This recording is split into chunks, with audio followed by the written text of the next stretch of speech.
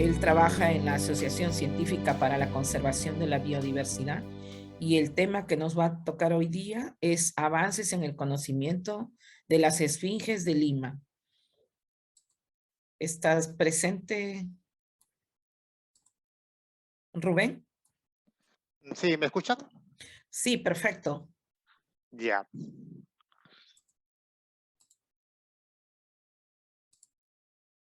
A ver, voy presentando pantalla. Sí,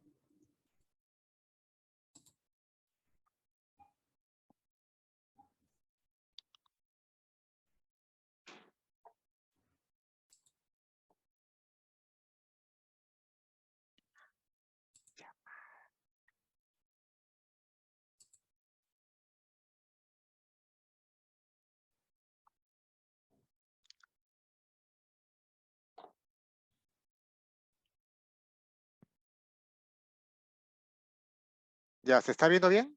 sí, perfecto. Bueno, es un trabajo que he venido ya realizando ya hace unos pocos años, bueno, realmente desde el 2018, 19, eh, donde hice un primer artículo, pero digamos que han habido algunos cambios, se han hecho algunas revisiones, se han añadido especies, así que vamos a ver esto. Vamos a ver un poco lo que es, primero, algunas generalidades, como para que el que no sepa mucho el tema también pueda entender esto. Eh, 4 previos, luego vamos a ver cada una de las especies de esfinges descritas para Lima, luego las esfinges de Lima, el caso del complejo Manduca rústica, que es bastante entreverado, y algunas conclusiones que se pueden sacar de todo esto.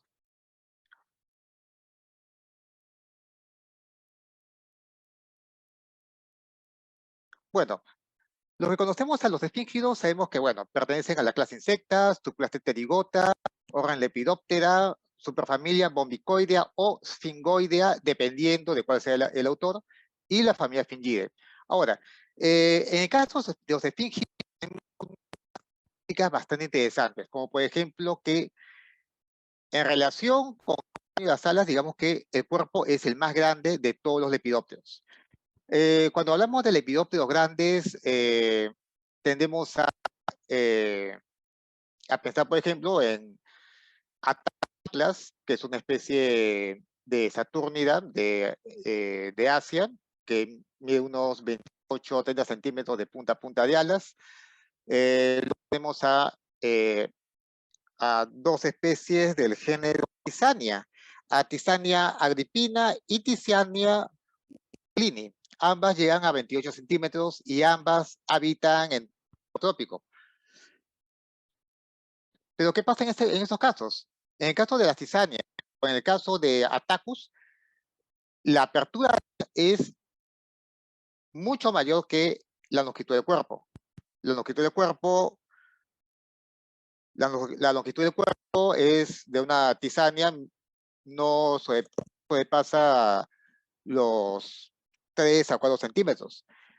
Pero en una especie, digamos, de esfinge que tenemos acá en Lima, por ejemplo, la Ciusante o Mendor tiene una apertura alar de 150 milímetros, unos 15 centímetros más o menos, donde el cuerpo es de más o menos entre 50 y 60 centímetros, de 60 milímetros. Es un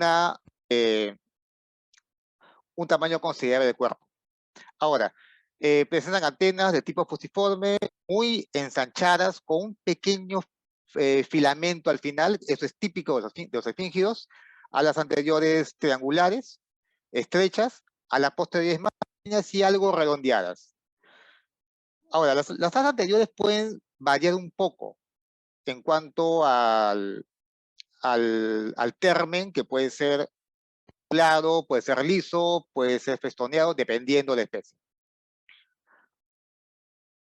Ahora, como todos los esfíngidos, los lepidópteros, los esfíngidos tienen una metamorfosis de tipo holometábola, es decir, metamorfosis completa. Presentan huevo, larva, 5 instares, pupa y adulto.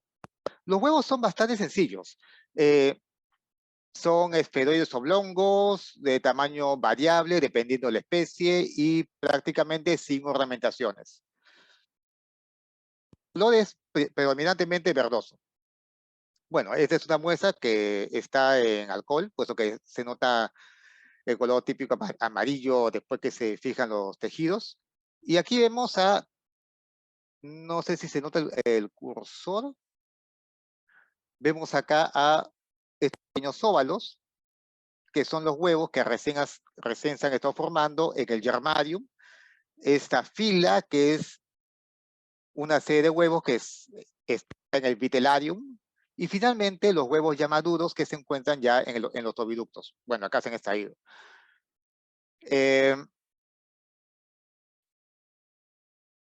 larvas, digamos que es algo bastante típico de todas las larvas del Lepidoptero. Es una larva tipo luciforme, con la cápsula cefálica, los segmentos torácicos, el segmento torácico con un par de patas en cada uno, segmentos abdominales, los dos primeros sin patas, los siguientes con propatas, un segmento preterminal, digamos, sin patas, y el segmento terminal con la propata terminal. Y acá tenemos al carácter distintivo de los esfíngidos, que es el cuerno posterior. Este cuerno solamente lo tienen los esfíngidos y puede ser bastante pequeño, como en nuestro caso, por ejemplo, de Aquilia ficus, o puede ser desarrollado, consistente, en el caso de el género Manduca, en este caso una Manduca quinquila. La cápsula cefálica es, digamos, una estructura que es de carácter taxonómico diagnóstico. Normalmente, ¿qué pasa? De que la estructura, las proporciones, la posición de las cerdas es propia de cada especie. Acá vemos una vista frontal de la cápsula cefálica, una vista lateral de la cápsula cefálica y otro carácter diagnóstico, que son las mandíbulas. Las crestas, las concavidades de la mandíbula son típicas de cada especie. Arriba, por ejemplo, a la derecha arriba, vemos a una mandíbula de una Manduca quinquila en vista medial, y abajo la misma mandíbula en vista lateral.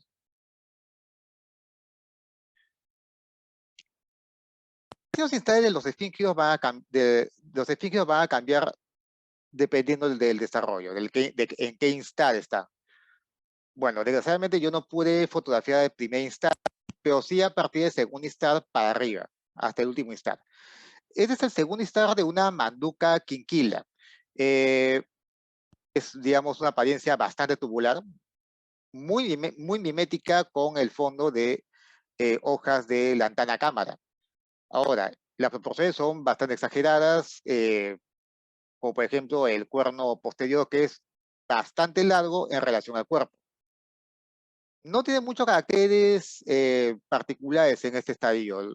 Es una larva verde que se camufla con las hojas del mismo color. Los cambios ya están en el tercer instar. Acá ya se empiezan a evidenciar las características típicas de este grupo que son, por ejemplo, estas líneas oblicuas en los segmentos abdominales. Y las papilas, en este caso bastante evidentes, que se encuentran en todo el cuerpo, especialmente en los segmentos torácicos largas.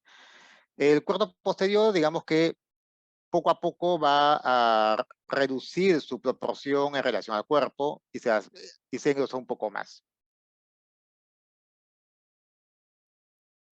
El cuarto instar temprano. Acá digamos que ya los colores ya son fijos, lo que va a tener por el resto de su desarrollo. Acá ya se evidencian las líneas oblicuas blancas con el margen superior morado. Eso es típico, por ejemplo, de Manduca quinquila. Otra característica de esto es que podemos distinguir los instares tempranos y instares tardíos. En este caso es un instar temprano, porque la cápsula cefálica es más o menos del tamaño del tórax, de la altura del tórax. Si vemos un instar tardío, vamos a ver que la cabeza es más pequeña en relación con el resto del cuerpo. Recién acá es donde se van a producir los cambios para o también, en el último instar que vamos a ver, para la pupación. Eres un quinto instar, digamos, maduro, pasando ya el medio, ya maduro ya. La coloración es ya la definitiva de la oruga, ya de acá no va a cambiar más de coloración, de patrón de coloración, y ha alcanzado acá un tamaño bastante considerable de unos 130 milímetros más o menos, hasta un poquito más. Las uvas de los esfíngidos se caracterizan por ser bastante grandes, además de, en su gran mayoría, alimentarse de plantas tóxicas. Esa es la idea. La que se alimentan de la tana cámara, como Manduca quiquila, Manduca rústica y otras, principalmente se valen de la toxina lantanina, que contiene estas hojas como defensa. Otras especies tienen otras toxinas. Ahora, acá tenemos a una Manduca quinquila en el quinto instar tardío.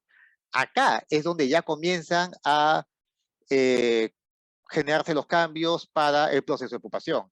Entonces, el dorso se torna rojizo.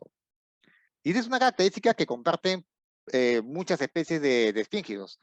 Principalmente se torna rojizo en una gran mayoría, o en otros casos el color cambia completamente.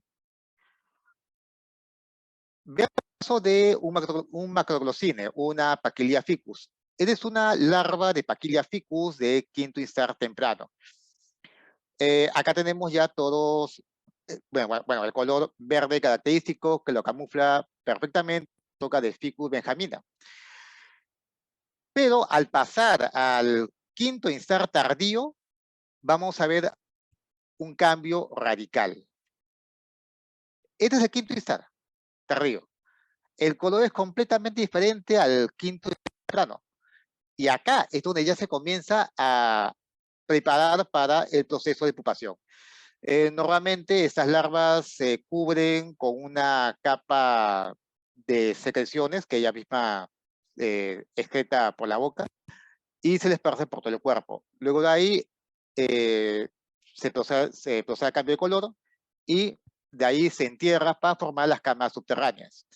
Ahora, en el caso de, por ejemplo, de Manduca, hace una cama subterránea bastante endeble. En muy raros casos, uno escarbando puede encontrar la cúpula de la subterránea.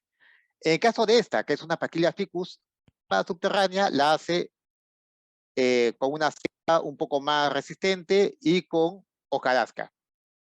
Ahí sí se puede ver bastante bien la cama subterránea. Las pupas son de dos tipos principales.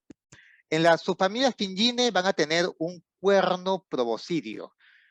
Este cuerno sirve para alojar la probosis. Es más grande o más larga que el mismo cuerpo del animal. ¿Cómo hace? La probosis sale desde la cabeza, en el punto de siempre, va por el cuerno proboscis, acá es una vista ventral, va ventralmente hasta la punta del cuerno, da media vuelta y regresa por la parte dorsal del cuerno proboscideo y se inserta en la cara ventral de la cúpula del tórax, entre las patas, entre las alas y termina en el sitio de siempre. Si vemos en una pupa de macroglossine que tenemos abajo, de una Paquilia ficus, vemos que es sencillo. La proboscis sale de la cabeza y va directamente hasta el final de las alas. Terminó todo. Y eso es porque estas tienen una proboscis mucho más corta que el otro grupo. Y más que todo es una característica de la subfamilia. Bueno, en el caso de los adultos es bastante reconocible los segmentos, tórax, abdomen, el tórax dividido en protórax, mesotórax y metatórax, y sus dos alas, el segundo par de alas y el tercer par de alas. El primer par de alas, por evolución, se pierde. Solamente se han encontrado muy pocos fósiles, por ejemplo, de Stenodictia lobata, que es un paleodictióptero que sí tiene los tres pares de alas. Pero en caso de las especies actuales de insectos, prácticamente una tiene los tres pares de alas. se conservan solamente las alas mesotorácicas y las metatorácicas, las correspondientes al mesotórax y al metatórax. Los genitalias son bastante importantes para saber la especie que estamos tratando.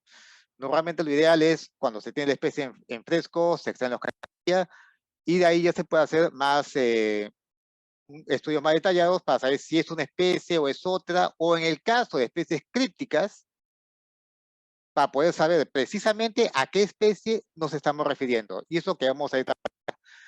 En este caso tenemos en G todo el aparato, los genitales femeninos completos, la papila genital, el ductus bursae, el cervix, el cinium y la copulatrix, que es el corpus bursae. En H tenemos una vista de la bursa copulatrix y en I tenemos el detalle del cinium, en este caso de Manduca quinquila. En el caso de los machos también es bastante complejo, hay que ver algunos detalles. Principalmente lo que es el uncus, el ñatos, las valvas, el proceso libre y especialmente el falus. D es el falus extraído, E es el extremo del falus, un detalle, y eso es normalmente lo que nos indica a qué especie nos estamos observando. Bueno, se han hecho relativamente muy pocos trabajos en cuanto a lo que son esfinges de Lima. Un estudio de más o menos 1920 de Arthur Miller describe las especies que se encuentran en Lima. Eso fue lo que también utilizó el doctor Gerardo Lamas para hacer el artículo de 1981, Arthur Miles Moss y los esfingios de Lima. En total, ahí describe 18 especies.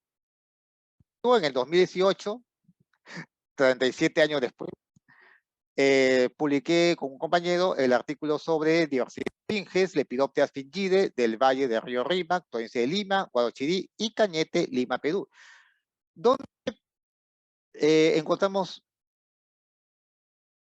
más o menos poco más de la mitad de las especies de esfinges que describía Gerardo Lamas en el artículo de Arthur Millesmos. Luego, el año pasado, el 2021, describí un espécimen de Xylophanes terza que se encuentra en Lima y que, bueno, prácticamente no se encontró ningún otro ejemplar ni antes ni el doctor Gerardo Lamas me comentó sí que en 1981 había encontrado un ejemplar de Xylophanes terza en el Museo de Historia Natural Javier Prado de la Universidad Nacional Mayor de San Marcos.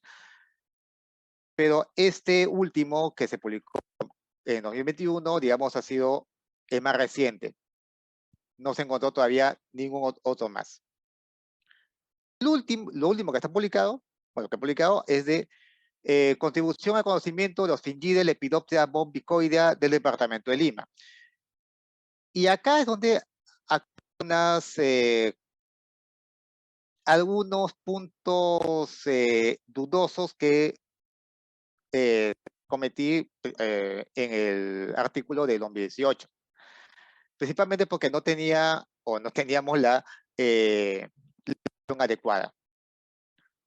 ¿Qué fue lo que encontró Lamas?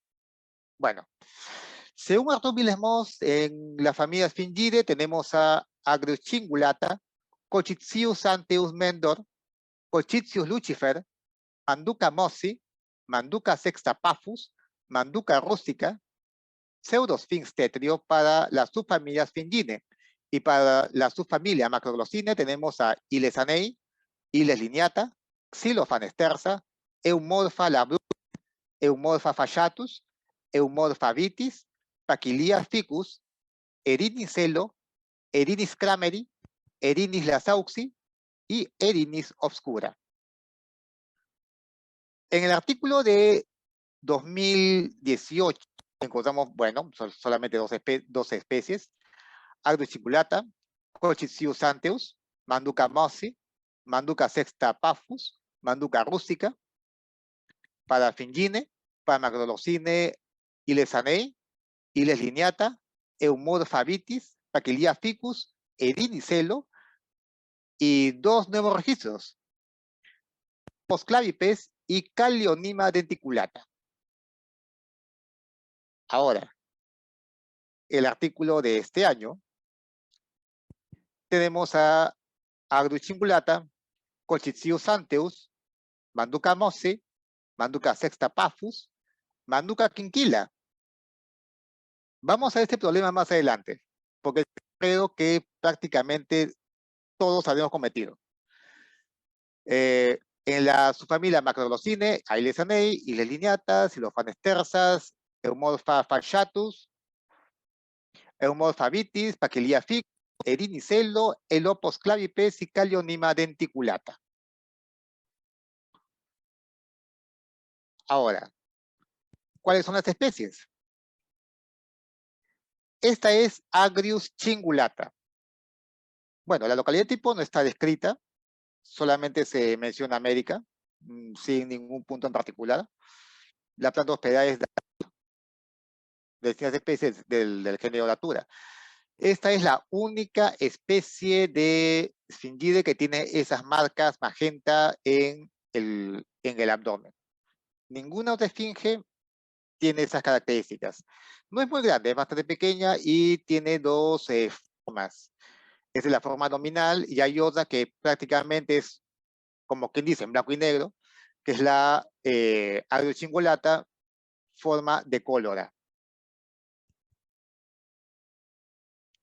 En la foto, abajo a la izquierda, tenemos un ejemplar, una larva, digamos, en el tercer instar, mientras que a la derecha tenemos a una larva en el quinto instar próxima a pasión.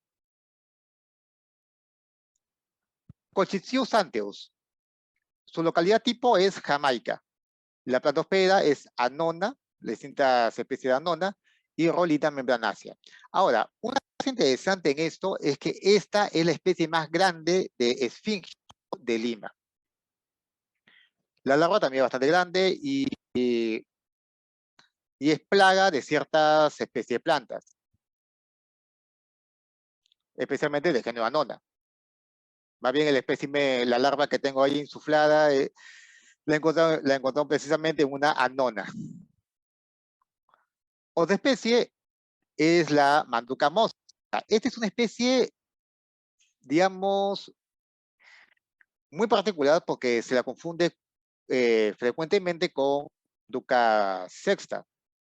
Ahora, la localidad tipo de Manduca mossi es Lima. Abajo vemos la foto que tomamos al espécimen de arriba en el momento de la colecta en el 2007. Esta especie, digamos, todavía es muy desconocida, solamente se conocen los adultos, no se conocen las larvas, tampoco se conoce su planta hospedera. Por el momento, digamos, es todo lo que se conoce. Se sabe que el adulto vive por lo menos desde Lima hacia el sur, no por aquí, para todo eso. Pero más no se conoce. Paphos. Hace menos de un año prácticamente ya se hizo una revisión de especies y algunas se las ha subido de su especie a categoría. Ya es una denominación aceptada. Entonces, bueno, acá ya tenemos a Manduca paphos. Localmente era Manduca sexta paphos. La localidad, por el momento, no está descrita, pero corresponde a todo lo que vendría el neotrópico. La plantosfera es cotiana y distintas especies de género solano. Y también licopérsico, todo lo que son principalmente a esta es una de las especies que se plaga de tomate. Pero hay algo también interesante en esto, y es que esta especie también se usa como alimento para mascotas exóticas, especialmente saurópsidos.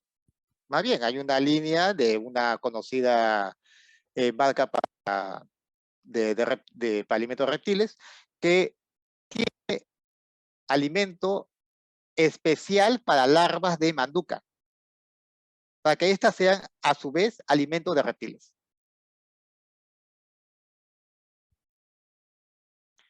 Manduca quinquila. Más adelante vamos a ver el dolor de cabeza que fue eso. La localidad tipo es Arequipa, Perú.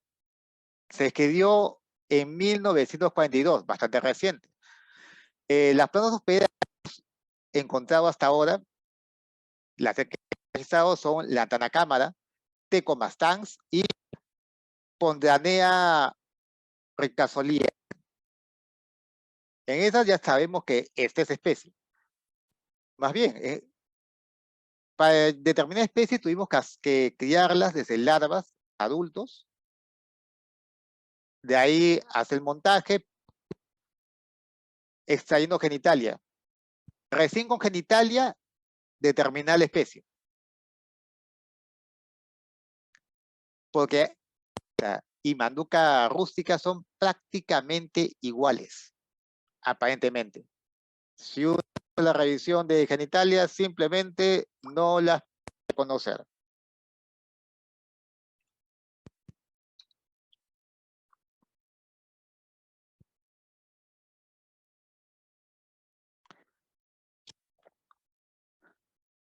Ahora, su familia Macrodocine, Iles anei. Esta es una de las más comunes. Más bien hace más o menos unos...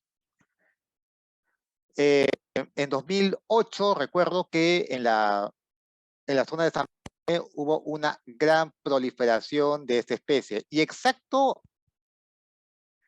coincidió con un fenómeno del niño. Igualmente en 2017 hubo también una gran proliferación de esta especie y vimos que es un más reciente, este de este año. Se encontró, digamos, en varias plantas, especialmente en los últimos años. Se ha reportado en Alionia incarnata y Fagonia quilensis. Y hay un artículo en Chile que se ha reportado en esas dos especies. Además de las típicas Oneotera, Lycoperdicon, Vitis y Euphorbia dentata. La larva es bastante reconocible, que tiene esta coloración, digamos, bastante variada de negro, amarillo, rojo, con esos ocelos característicos en el dorso. Eso es típico de esa especie. La otra especie es mucho más rara. Solamente tengo este espécimen de 1998 de Iles lineata y un ala que colecté en 2008. Este es mucho más rara que Iles anei. Y esa tiene, digamos, un tema muy particular. Y es que antiguamente se consideraba a Iles lineata como una especie propia de Europa. Entonces, había dos especies. La subespecie europea, Iles lineata librónica, y la subespecie americana, Iles lineata lineata. Recién fue hace unos pocos años que las dos, o mejor dicho, estas subieron de categoría de subespecie a especie. Entonces, bueno, en Europa se quedó con Iles librónica, mientras que en América nos quedamos con Iles lineata. La localidad tipo no está descrita, aunque es toda América prácticamente, habría que ver el espécimen tipo. Y la plantosfera, bueno, Oneotera, Lycopersicum, Vitis, más o menos las especies que Iles anei. La larva sí es muy diferente. No tiene esas manchas, esos ocelos en el dorso, sí tiene líneas. Aunque bueno, no es por eso que se dice lineata. Y la lineata es principalmente, se le da el nombre por las líneas que presenta en las alas anteriores, en las alas mesotorácicas. Xylophanes tersa. Este es bastante rara o casi improbable que se la encuentre en Lima. Solamente tenemos este espécimen que se colectó el año pasado y con eso ya se hizo la descripción de la especie ya para el siglo XXI para Lima. Las plantas hospederas son Psychotria microdon, Psychotria nervosa e Ingavera. Esta es una polilla bastante pequeña en relación con, por ejemplo, una manduca. Esta es bastante pequeña, eh, bastante, digamos, estilizada por las alas que son mucho más delgadas que el resto. Además de esas líneas bastante delgadas que recorren las alas anteriores. Xilofane significa que tiene apariencia de madera. Xilon significa madera.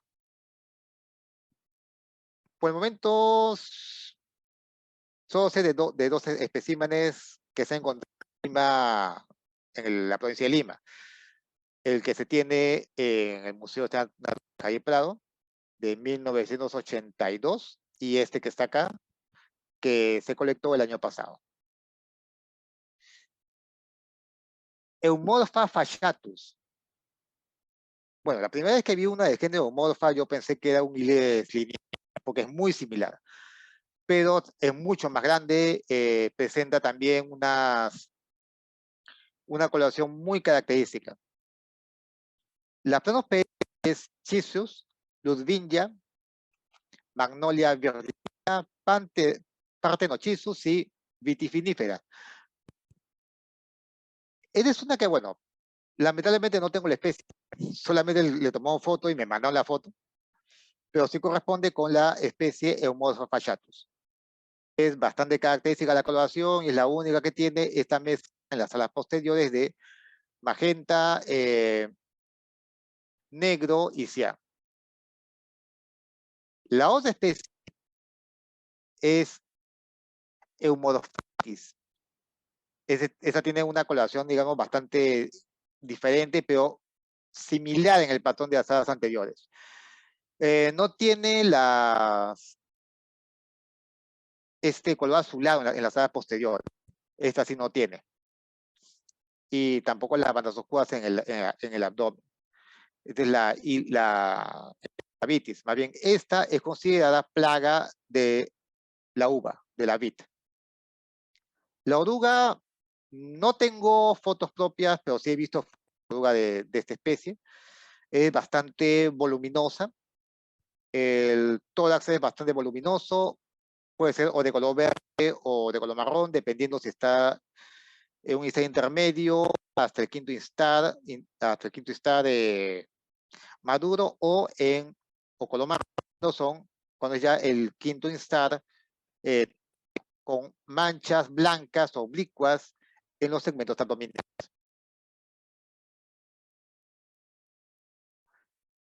Paquilia ficus es la especie más grande de macroglossina que tenemos. La localidad tipo es Florida, de Estados Unidos. Muy amplia distribución. En el caso de Paquilia ficus, llega hasta Lima, otras como Paquilia siches, que todo para lo que vendría a ser el norte de Sudamérica. Las plantas son Ficus benjamina, Ficus carica y Astrocarpus integrifolia. Bueno, acá vemos a una larva típica del quinto instar temprano de una Paquilia ficus con su color verde característico en el fondo de hojas de Ficus benjamina. Y más o menos ahí tengo una pupa de Paquilia ficus sostener la mano para que más o menos tengan una idea del tamaño de la pupa, que es bastante grande.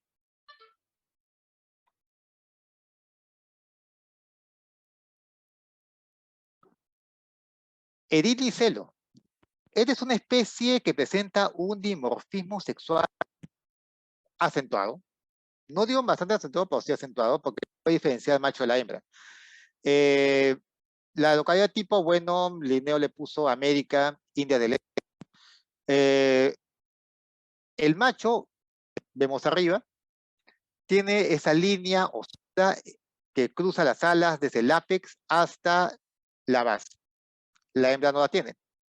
La hembra tiene un color más homogéneo y presenta un par de marcas ligeramente más oscuras en las áreas discal y subapical. Su planta hospeda es Caricapapaya. Los Colus Euphorbia pulcherrima, Psidium, Bumelia, Manicada bahamensis y Poinsettia heterofila. Las larvas de esta, bueno, tampoco las tengo, las he registrado yo, pero sí he visto en algunos reportes en Innaturalis, presentan un monóculo, un ocelo único en el medio del tórax, en la línea media del tórax. Otras especies, como por ejemplo Ilesanei, que ya hemos visto, presentan fila a cada lado del cuerpo. Pero en este caso presenta uno solo en el medio del tórax. El caso de las larvas. Esta es la más pequeña de los esfingidos de Lima, el Elopus clavipes. La localidad tipo es Guadalajara, en México, y es una especie diurna. Pero si ven el alfiler, es un alfiler normal de costura, porque este espécimen lo colecté en 1998. Está todavía en el colegio. Y curiosamente, digamos, estaba en el estacionamiento, lo colecté y hasta ahora sigue en muy buenas condiciones. El Opus clavipes, según lo que me comentó de Gerardo Lamas, es un nuevo registro para Lima. El único problema es que en los últimos años ya no los he visto. Se alimentaba en estadio adulto, se alimentaba de las flores de jazmín. Pero en la actualidad, digamos, no sé cuál es su situación. Ya no he visto ni un solo ejemplar desde hace por lo menos unos 5 años.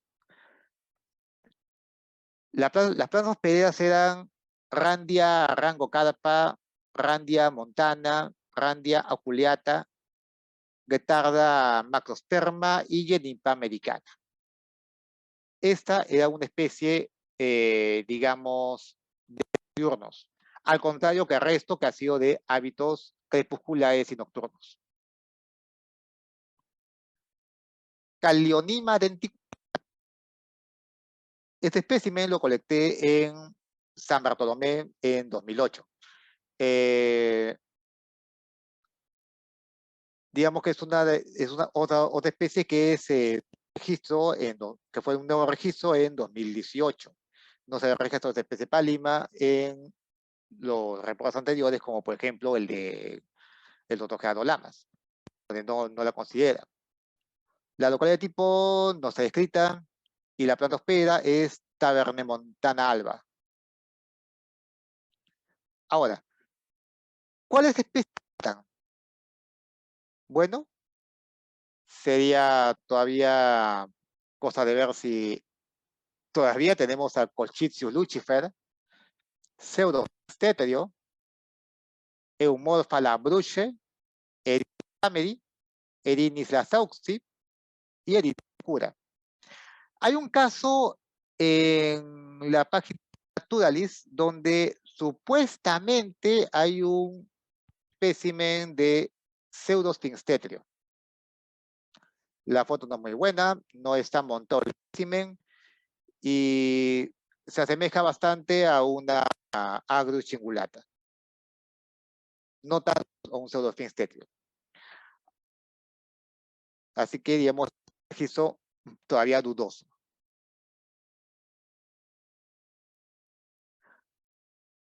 Y veamos el gran problema. Quizás si les muestro esa imagen, la primera especie que se les venga a la cabeza sea Maca rústica.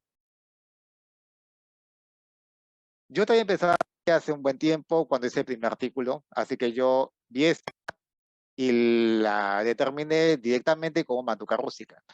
No fue sino el año pasado cuando una determinación de rutina, un grupo de insectos de Chile, pusieron una larva que yo sabía que era de Manduca.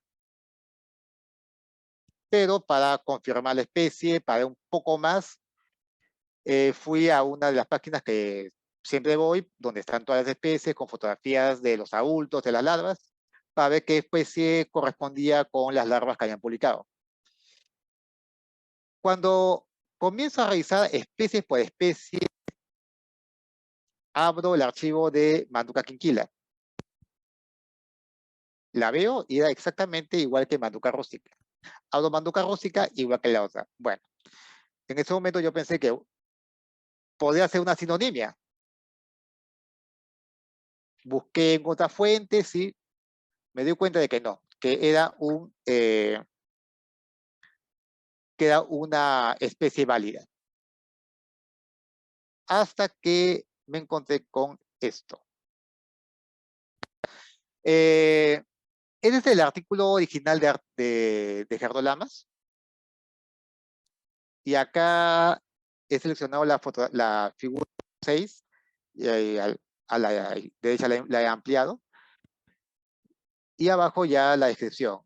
La figura 6 corresponde, según el artículo de Lamas, a Manduca rústica, que fue creada en Lima, en Chosica, a unos 800 metros de altura, el 8 de marzo de 1164. Hasta ahora todo concordaba de que todas las que veíamos así eran Manduca rústica.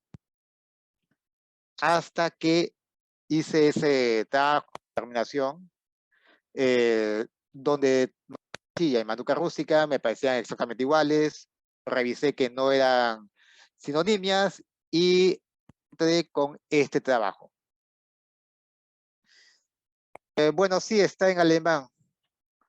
Contribución al conocimiento de Manduca, Helen 1942 y sus especies relacionadas. Este fue lo que, digamos, me solucionó el problema de cuál era cuál, sea Manduca rústica, en los especímenes que posteriormente revisé, cuando hice la extracción de genitalia y todo lo demás.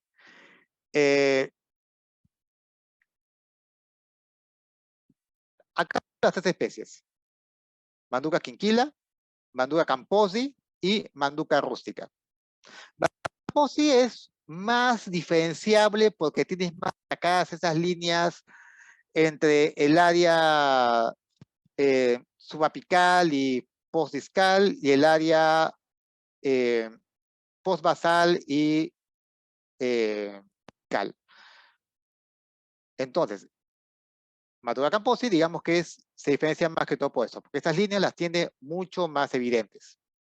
Y la marca del apex es diferente a las otras dos.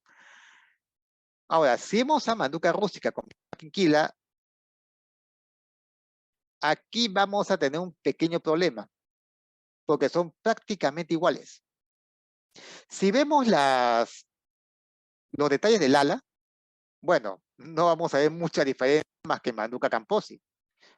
En Manduca quinquila, A, y en Manduca rústica, B, es prácticamente lo mismo.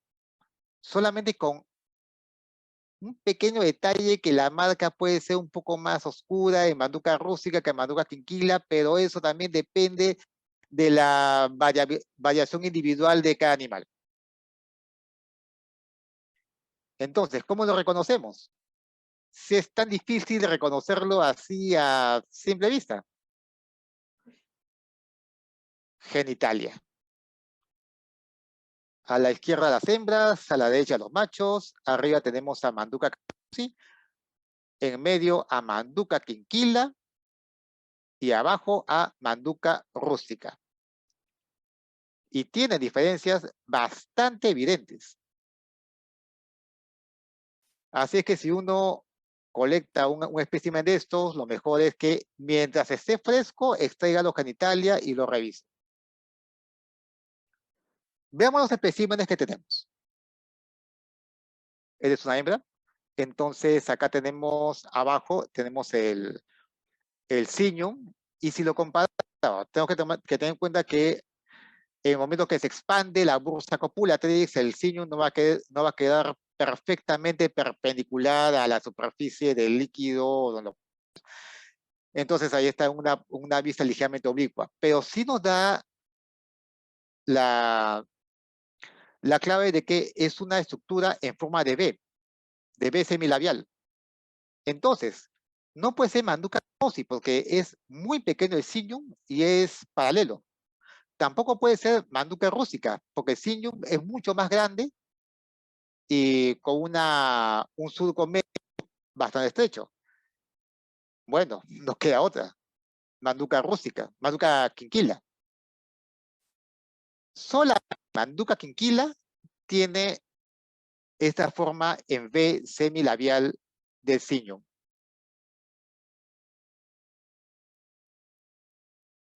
¿Qué pasa en los machos? Acá tenemos a un macho y abajo es el falus. El falus es determinante también. Manduca camposa en el falus, digamos, el extremo distal del falus lo tiene bastante pequeño, el gancho. Manduca rústica sale desde la mitad del falus, pero Manduca quinquila sale desde la parte posterior y es exactamente lo que vemos en la muestra. En los genitalia del espécimen 164. Entonces corresponde con Manduca quinquila.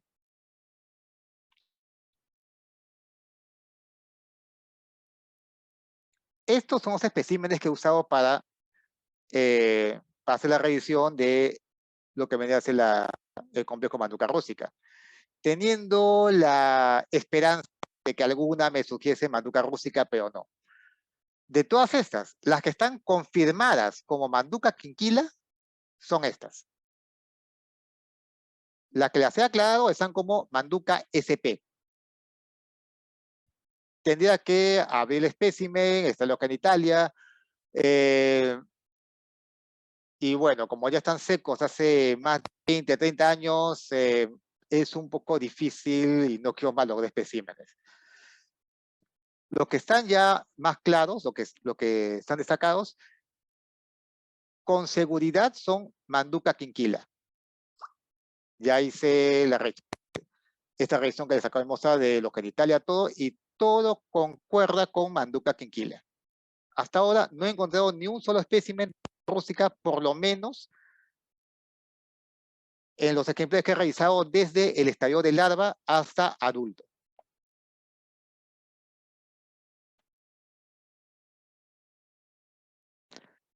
En la página de Naturalis es bastante enredado el tema, ya que muchos asumen que es una especie sin comprobarlo detalladamente. Y ahí viene el problema. Muchas veces determinamos sin tener una idea clara de lo que en verdad es. En este caso ha sido un problema porque han sido especies crípticas. Son dos especies que tienen literalmente exactamente la misma morfología externa, tanto en larvas como en adultos. La única forma de determinarlos no queda otra. Sacrificar el animal, extraer los genitalia y hacer la determinación de esa manera. No queda otra. Ahora, en estos casos, digamos que la mayor parte está determinados como Manduca SP. Hay algunos que sí son un poco más antiguos, por ejemplo, este último, que es de Manduca rústica, pero no está confirmado porque solamente toman fotos y nada más. No se tiene la especie para revisar y obviamente hay que sacar los genitalia para saber la especie en estos casos. Bueno, después de todo esto, digamos que tenemos que tener en cuenta la labor importante que tienen las esfinges en cuanto a lo que es polinización. Ahora, sabemos que en algunos casos, o en casi todos los casos, la planta es la que obliga al insecto a polinizar de alguna forma y modifica la estructura y el comportamiento del insecto para que la planta saque provecho de eso. Estos son principalmente nocturnos o crepusculares. O sea, cuando ya terminan los polinizadores diurnos de hacer su trabajo en el día, ellos son los que entran para hacer lo mismo con las plantas que están en la noche. Especialmente los adultos son alimento de saurópsidos y mamíferos. Son parte de la cadena alimenticia. Así es que de alguna forma contribuyen a que murciélagos, pájaros y otras especies puedan, digamos, sustentarse. Ahora, hay que tener en cuenta que también son parte del ciclo biológico de parasitoides. Cortesía congregata, entre otras especies de parasitoides, buscan a esfinges para colocar sus huevos.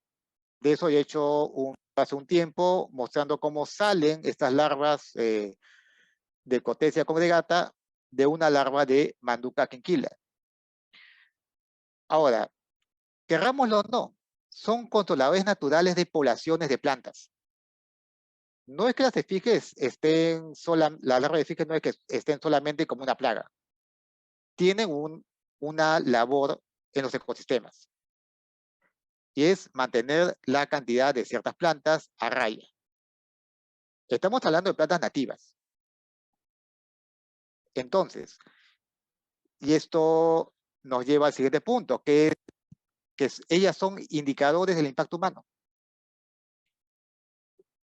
La aparición espontánea de Xylophanes tersa quizás lo explique un poco más.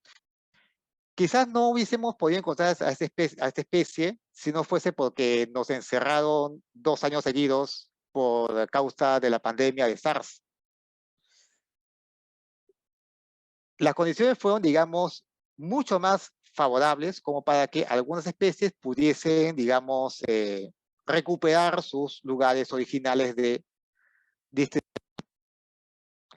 Lo que sí es necesario es un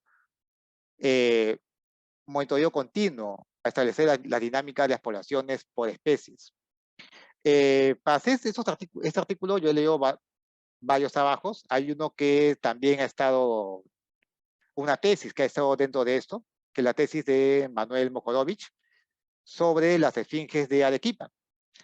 Y al igual que yo, inicialmente también ha cometido el error de no extraer genitalia y considera Manduca rústica y no a Manduca quinquila.